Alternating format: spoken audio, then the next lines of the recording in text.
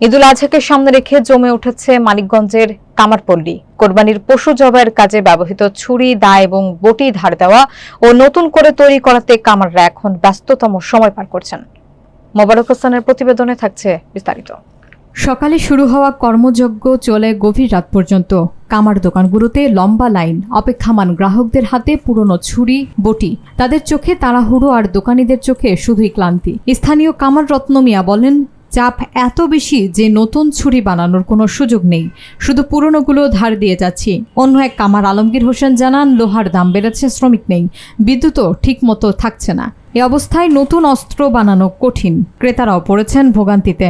দূর থেকে ছুরি ধার করাতে আসা মোহাম্মদ ইকবাল বলেন, নতুন ছুরি চেয়েছিলেন কিন্তু কেউই নিতে পারছে না, তাই পুরনো ধার দিয়েই চলতে হবে। এই চাপের মাঝেও কামারদের মুখে হাসি, কারণ কোরবানির ঈদই তাদের বছরের প্রধান আয়ের উৎস। যদিও এবার চাপ তুলনামূলক বেশি, তবুও তারা কাজ নিয়ে আনন্দিত।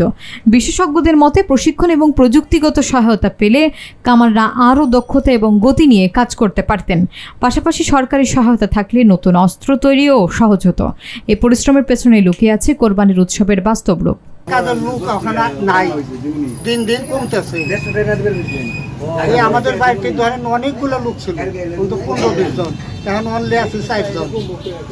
দিন যায় পোলাপান কেউ এই কাজে আসে না। পরে সময় পাবো না, এই জন্য একটু আগে ভাগেই ওই এখানে দাঁড় করে নিলাম। ছুরি, চাকু, চাপাটি, গরু কোরবানি করে লাগবো, এই জন্য আর কি এখানে আগে ভাগে দাঁড় করে নিলাম। বছরে একবারে চাপাতি ছুরি দাঁড় করতে হয়।